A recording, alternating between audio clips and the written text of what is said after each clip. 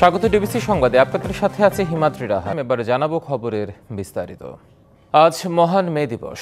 1886 সালের 1 মে যুক্তরাষ্ট্রের শিকাগো শহরে শ্রমের মর্যাদা, শ্রমের মূল্য এবং দৈনিক 8 ঘন্টা কাজের দাবিতে আন্দোলনে শ্রমিকদের আত্মত্যাগের সম্মানে বাংলাদেশ সহ সারা বিশ্বে দিবসটি শ্রমজীবী মানুষদের অধিকার আদায়ের দিন, আন্তর্জাতিক শ্রমিক দিবস হিসেবে গণ্য করা হয়। বাংলাদেশে মে দিবসে প্রতিপাদ্য শ্রমিক মালিক এক হয়ে গড়ব এদেশ নতুন করে। মহান মে দিবসে বাংলাদেশ সহ বিশ্বে প্রায় 80টি দেশে ছুটির দিন ঘোষণা করা হয়েছে এবং 1886 সালে ব্রিটিশ সমাজ সংস্কারক রবার্ট ওয়েন যুক্তরাষ্ট্র জুড়ে ট্রেড ইউনিয়নগুলো দিনে 8 ঘন্টা কাজের দাবিতে এক বিরাট প্রতিবাদ কর্মসূচি শুরু করে। 1 মে শিকাগোতে প্রায় 40,000 শ্রমিক সমাবেশে পুলিশ ও বিক্ষোভকারীদের মধ্যে সংঘর্ষে মারা যান একজন, অনেকে আহত হন। বিক্ষোভকারী এবং শ্রমিক নেতারা পরদিনই 4 মে শিকাগোর বিখ্যাত হেমার্কেট স্কোয়ারে কর্মসূচির ডাক দেন। শিকাগোর এই সংঘাত পরবর্তী কয়েক বছর ধরে বিভিন্ন বামপন্থী দলগুলোর জন্য প্রেরণা হিসেবে কাজ করতে থাকে। দক্ষিণ ইউরোপে প্রথম মে দিবস পালনে এগিয়ে আসে স্লোভেনিয়ান এবং ক্রোয়েটার, পরবর্তীতে অন্যান্য দেশগুলো। মজদুরের এক হয়ে লড়াই করার আহ্বান এখন স্লোগানে সীমাবদ্ধ।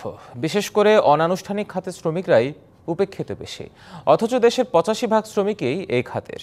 বিদেশি ক্রেতাদের চাপে আনুষ্ঠানিক খাতে শ্রমিকদের অধিকারের উন্নতি হলেও অনানুষ্ঠানিক খাত বরাবরই উপেক্ষিত। তাই এই খাতের অধিকার ও পাওনাগুলো আদায়ে শ্রমিকদের সংগঠিত হওয়ার তাগিদ দিচ্ছেন সংশ্লিষ্টরা। এ বাস্তবতায় আজ পালিত হচ্ছে মে দিবস। দেশের অর্থনীতিতে ঘটেছে নানা ধরনের ঘটনা। উচ্চ মূল্যস্ফীতির চাপে অসহনীয় হয়েছে জীবনযাত্রার ব্যয়, আবার রাজনৈতিক পট পরিবর্তনের ঘটনাও ঘটেছে। এমন পরিবর্তিত পরিস্থিতিতে কেমন আছেন শ্রমজীবী মানুষেরা? কিভাবে চলছে তাদের জীবন? কাজও নাই, মজুরিও কম, আর জিনিসপাতি সব কিছুর দামি। আমরা কষ্টই আছে, কিন্তু কষ্টটা কার কাছে বলবো? মাটি কাটটা যদি একটা আঘাত পাই, এইটার ওষুধটাও আমরা কিনে খাইতে হয়। কন্ট্রাক্টররা এই আইন প্রশাসনরা হাত করে লেবাররা মেরে খায় আর এই দল গেলেও হয় না, সেই দল গেলেও হয় না। সাধারণ মানুষ যে এই রাস্তার মধ্যে ঘুরে মরে, এই রাস্তার মধ্যে ঘুরেই মরে। কাজের অপেক্ষায় চাতক পাখির মতো চেয়ে থাকা এসব অনানুষ্ঠানিক খাতের শ্রমিকের জীবন দিন দিন কঠিন হচ্ছে, আয়ের সাথে ব্যয় না মেলাতে পেরে। কারণ মূল্যস্ফীতি যতটা বেড়েছে ততটা বাড়েনি মজুরি।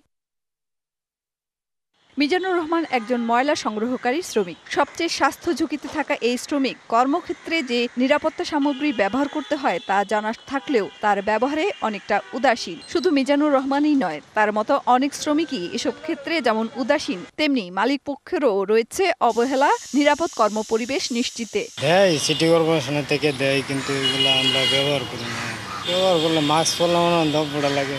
কাজের ক্ষেত্রে তো অনেক সময় দুর্ঘটনা হয়, ওগুলা পড়া দরকার। আমাদের এখানে দোকানের কাজে ওগুলো লাগে না, সাইডে কাজে গেলে ওগুলা সেফটি যেটা লাগে আমরা নিয়ে নিই।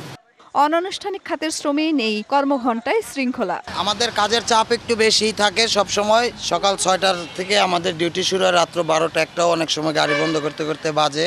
এটাই ভালো লাগে আমার কাছে, এটাই করি এই জন্য। সকাল 6টা থেকে 12টা পর্যন্ত, দুপুর 4টা থেকে রাত 9টা পর্যন্ত। 54 বছরেও বাংলাদেশে অনানুষ্ঠানিক খাতে নারী শ্রমিকেরা মজুরি বৈষম্যের শিকার। এখানে ছেলে মেয়ে একসঙ্গে কাজ করা হয়, ছেলেকে বেতন বেশি, আমাকে বেতন কম। সবারই কাজ করতে হয়, কিন্তু আমাদের বেতন কম বাবা, আমাদের বেতন বেশি না। শ্রমিক নেতারা বলছেন, আনুষ্ঠানিক খাতে বিদেশি ক্রেতার চাপে শ্রম পরিবেশের উন্নতি হলেও অনানুষ্ঠানিক খাত থেকে উপেক্ষিত। কেন ফর্মাল সেক্টরে এই নিয়মটা মানা হয়? কেননা মানা হয় যে বায়ারদের একটা চাপ থাকে, যে ফর্মাল সেক্টরে যে নিয়ম থাকবে পেশাগত নিরাপত্তা যেন ইনফর্মাল সেক্টরও আমরা দিতে পারি। এপ্রিলে শ্রম সংস্কার কমিশন যে প্রতিবেদন দিয়েছে তাতে বলা হয়েছে, ন্যূনতম অধিকার ও সুযোগ সুবিধা অনানুষ্ঠানিক খাতে গড়ে ওঠেনি মূলত সব পক্ষের উপেক্ষা, উদাসীনতা ও অবহেলার কারণে। কোনো কিছুই নাই তাদের কোনো আইনি সুরক্ষা নেই, তাদের কোনো মজুরির মানদণ্ড নেই, তারা যে শ্রমিক সেই হিসেবে কোনো স্বীকৃতি নেই এবং তারা কোনো সামাজিক নিরাপত্তা স্কিমের আওতাভুক্ত না। কোথাও কোনো তাদের যদি ন্যায্য প্রাপ্তি থেকে বঞ্চিত হয়, মানে মজুরি সহ সবকিছুতে, তাদের প্রতিকারের জন্য যাওয়ার কোনো নির্দিষ্ট জায়গা নেই। শ্রম সংশ্লিষ্টরা বলছেন, অবস্থার পরিবর্তনে শ্রম সংস্কার কমিশন যেসব সুপারিশ করেছে তার বাস্তবায়ন করতে দরকার হবে শ্রমিকদের সংগঠিত হওয়া। মেহের মনি, ডিবিসি নিউজ, ঢাকা।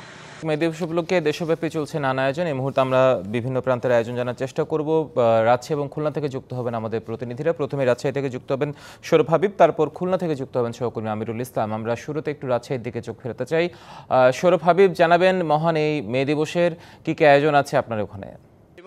নানা আয়োজনে মে দিবস পালন হচ্ছে এবং রাজশাহীর বিভিন্ন স্পটে আমি দেখেছি যে মে দিবসের আয়োজন চলছে। এই মুহূর্তে এখানে বিভাগীয় প্রশাসন এবং জেলা প্রশাসনের আয়োজনে বিভিন্ন শ্রম অধিদপ্তর এবং কলকারখানার যে সংগঠনগুলো আছে তাদের আয়োজনে শোভাযাত্রা চলছে এবং আমরা দেখছি যে দীর্ঘ সময় ধরে শোভাযাত্রা চলছে এবং এখানে সরকারি বেসরকারি এবং বিভিন্ন উদ্যোক্তারা এখানে অংশ নিয়েছেন, শ্রমিকরা অংশ নিয়েছেন।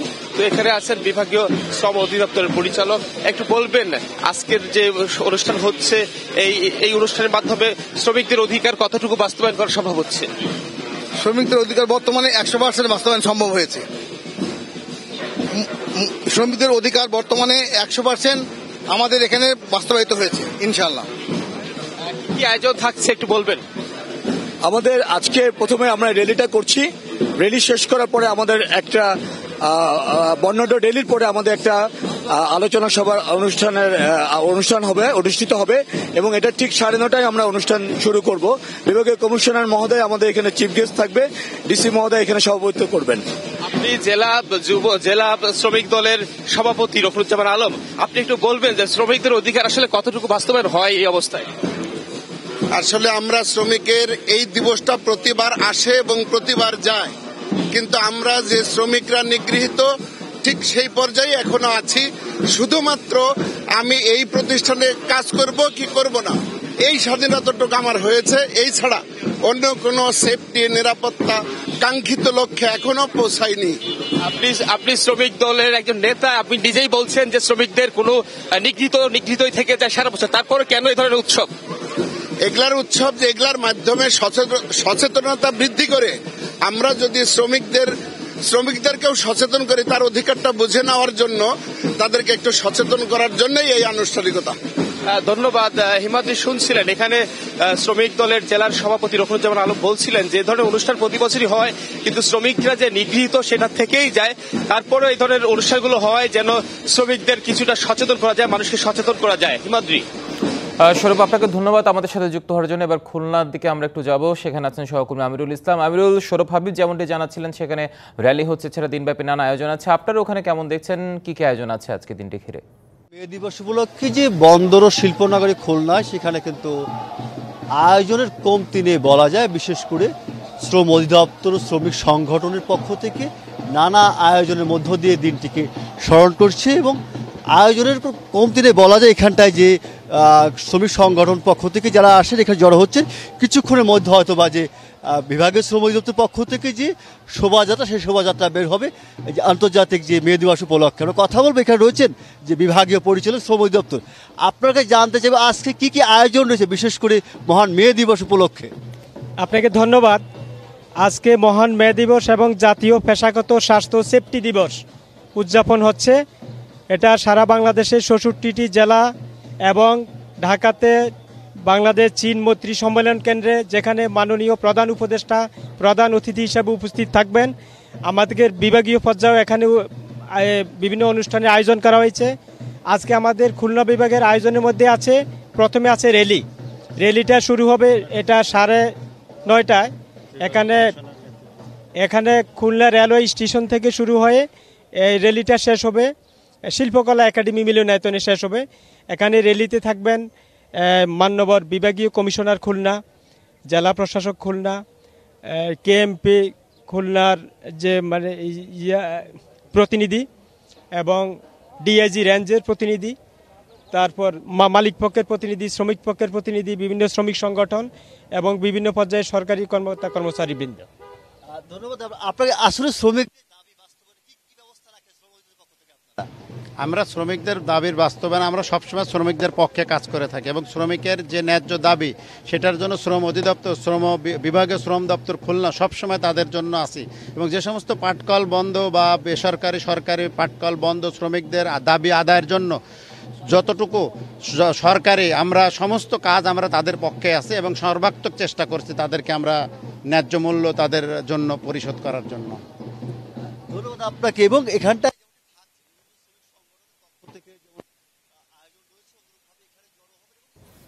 আমিনুল, আপনাকে ধন্যবাদ আমাদের সাথে যুক্ত হওয়ার জন্য। প্রায় 200 বছরের বঞ্চনার পথ ধরে এখনও দারিদ্র্যের দুষ্ট চক্র আবর্তিত সিলেটের চা শ্রমিকদের জীবন। সময়ের সাথে চা শিল্পের পরিধি বিস্তৃত হলেও যাদের শ্রমে আর ঘামে এই অগ্রগতি, তারাই প্রজন্মের পর প্রজন্ম জীবনযুদ্ধে পরাজিত। শাসন ব্যবস্থা ও শাসক পাল্টালেও পাল্টায় না তাদের অভাব অনটনের নিয়মিত চিত্র। কাঙ্ক্ষিত মজুরি, শিক্ষা, চিকিৎসা সবকিছুতেই অপ্রাপ্তির দীর্ঘশ্বাস চা শ্রমিক নামের সংগ্রামী মানুষগুলোর।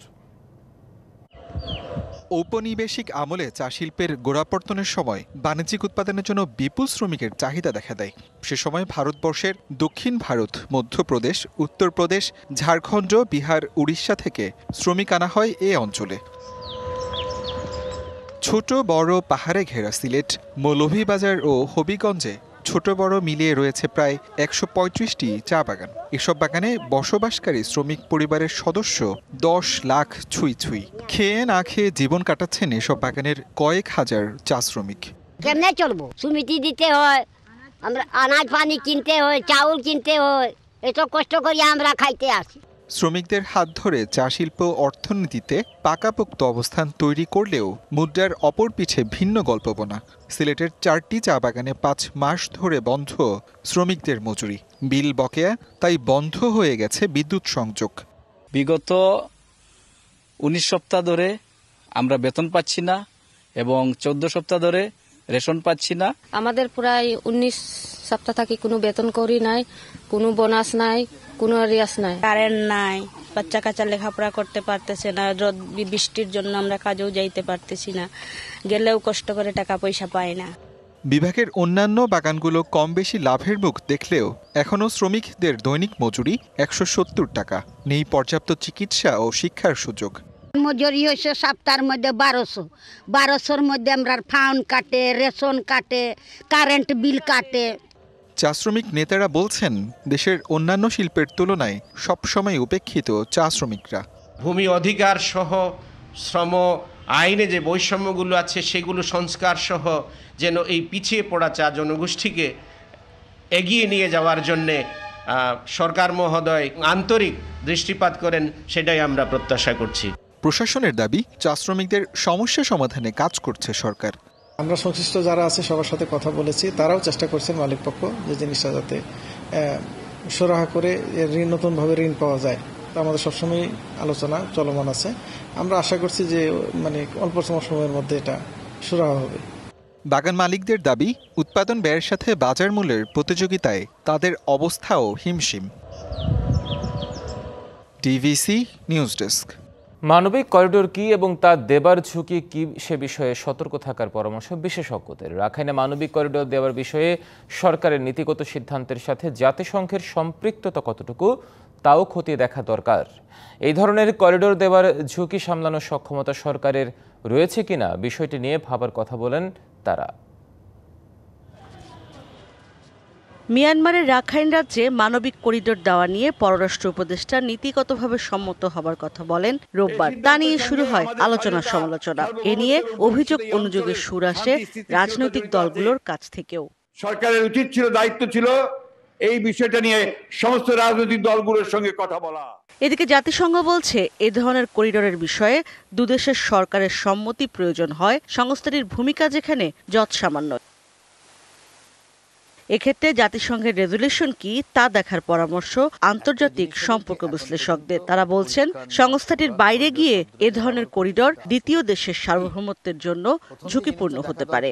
যেহেতু জাতিসংঘের নাম বলা হচ্ছে, জাতিসংঘের কোনো রেজুলেশন আছে কিনা, সেটা জেনারেল অ্যাসেম্বলিতে কোনো রেজুলেশন আছে কিনা, এবং সিকিউরিটি কাউন্সিল বিশেষ করে 5টা যে পার্মানেন্ট মেম্বার তাদের সম্মতি আছে কিনা, বিষয়টা পরিষ্কার করা দরকার। করিডোরের meaning 1, 2 UN resolution, general assembly, security council, এবং 3 সেটা হলো তাতমাদো এবং আরাকান আর্মির দুজনের সাথেই কিন্তু আমার চুক্তি থাকা তো, লিখিত চুক্তি, কথা বললে কিন্তু হবে না। এটা মনে রাখতে হবে যে আমি যদি তার সার্বভৌমত্ব খণ্ডন করি, তাহলে ভবিষ্যতে ওই একই দোহাই দিয়ে, ওই একই করিডোরের দোহাই দিয়ে অন্য দেশও আমার সার্বভৌমত্ব লঙ্ঘন করতে পারবে।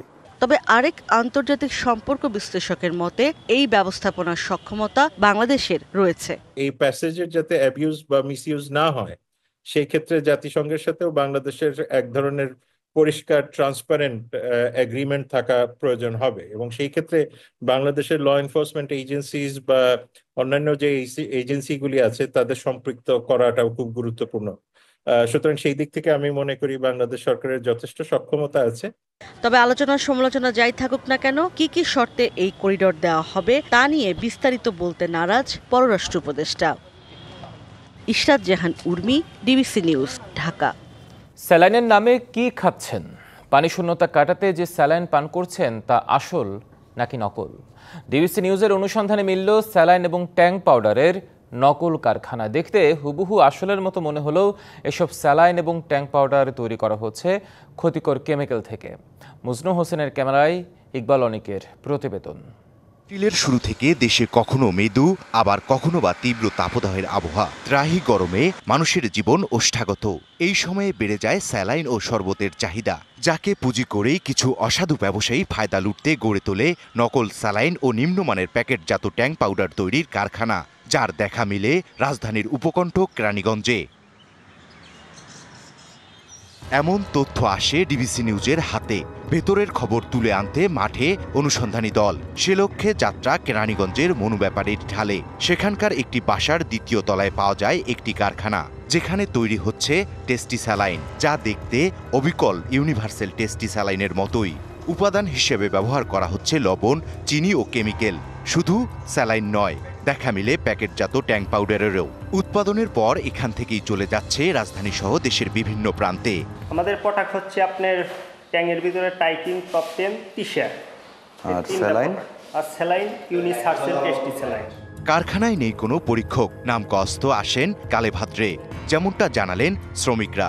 কেমিস্ট্রি একটা ফর্মুলা দেওয়া যায়, মানে স্যালাইনের যেগুলো ব্যবহার করা হয় সম্পূর্ণ এখানে লেখাই আছে। কেমিস্ট আসে মনে করেন যে মাসে আপনার হচ্ছে 2 দিন। উৎপাদন ও মেয়াদ উত্তীর্ণের তারিখ গায়ে থাকলেও তাদের কাছে নেই যথাযথ কোনো তথ্য। 27 পর্যন্ত একটা বিষয় আমার বলো, সেটা হচ্ছে এই যে এই শালটা বসায় দেয় কে?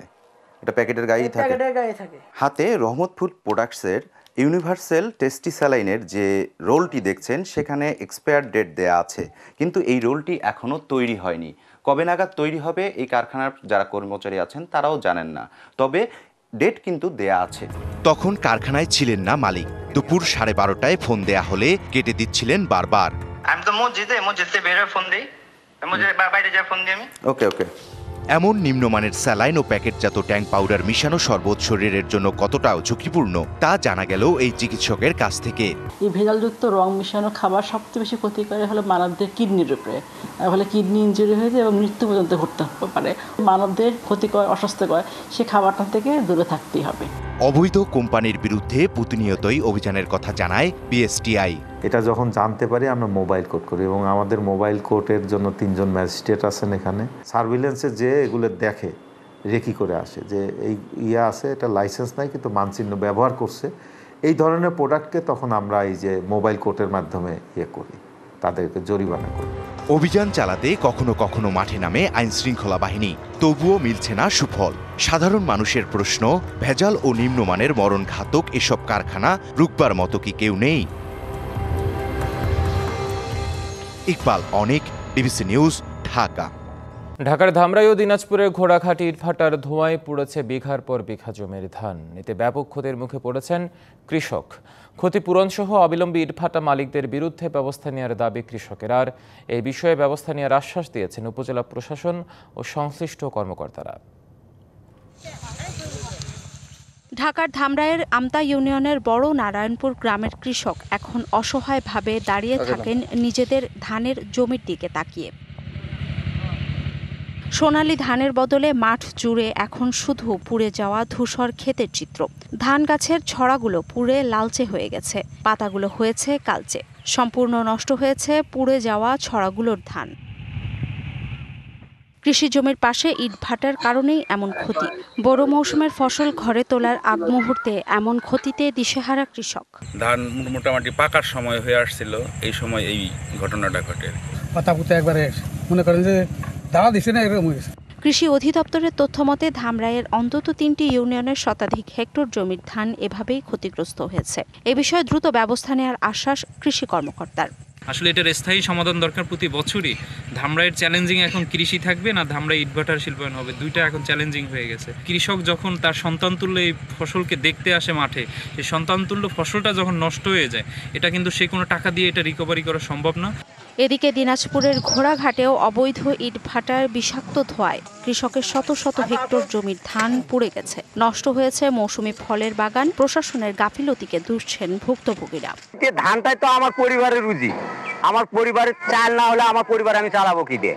ধানই তো আমার হলো পেটের খোরাক, 6 মাসের 1 বছরের খোরাক তো আমাকে উৎপন্ন করে নিতে হবে। আমরা গরিব মানুষ আমগুলো করতে কিনে খাবো, আমার বাচ্চা কাচ্চা হাতে তারা খাবে, তাহলে এই আমটা আমরা কোথায় পাবো? কিস্তির পরে লাগায় সেগুলো আমগুলো বড় বড় হবে, সেগুলো আম দেখে কি হয়ে গেছে দেখেন তো। ক্ষতিগ্রস্তদের ক্ষতি পুষিয়ে দেওয়ার দাবি জাতীয় নাগরিক কমিটির, আর দ্রুত ব্যবস্থা গ্রহণের কথা বলছে প্রশাসন। দেশ বাঁচাতে কৃষককে বাঁচাতে হবে, এই কৃষকের পিছনে আমরা সাথে থাকবো। জাতীয় নাগরিক পার্টির লোকজন হিসেবে আমরা কৃষকদেরকে নিয়ে একটা প্রতিবাদ মুখর আন্দোলন গড়ে তুলব। ইটভাটার মালিক পক্ষের সাথে আমরা যোগাযোগ করেছি, ইতিমধ্যে আমরা কৃষি অভিযোগের মাধ্যমে তদন্ত করেছি, প্রাথমিকভাবে অভিযোগের সত্যতা পাওয়া গেছে। প্রভাবশালীদের বিরুদ্ধে দ্রুত ব্যবস্থা গ্রহণ ও ক্ষতিপূরণ নিশ্চিত করার পাশাপাশি অবিলম্বে এসব ইটভাটা পুরোপুরি বন্ধের দাবি ভুক্তভোগীদের। Arghamitra Tarafdar, DBC news desk. আর ডিবিসি সংবাদে এই ছিল এখনকার মতো। ডিবিসি নিউজের সংবাদগুলো পড়তে ভিজিট করুন dbcnews.tv আর ভিজিট করুন ডিবিসি নিউজের ফেসবুক পেজ এবং ইউটিউব চ্যানেল। ডিবিসির সঙ্গে থাকুন।